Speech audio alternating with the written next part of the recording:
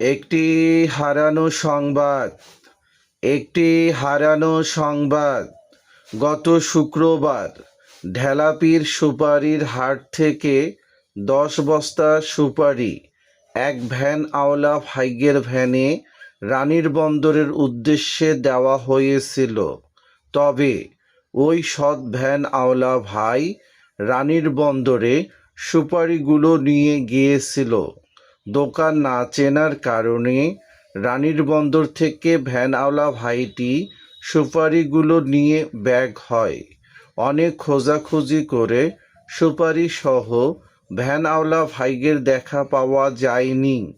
অনেক CCTV camera দেখে বোঝা যায় ভ্যানওয়ালা ভাইয়ের কোনো দোষ নেই।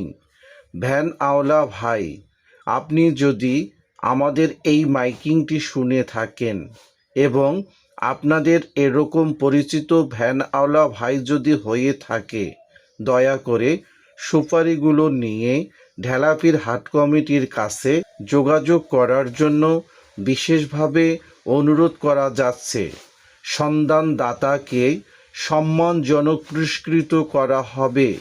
প্রয়োজনে ফোন নাম্বার 01781098444 01781098444।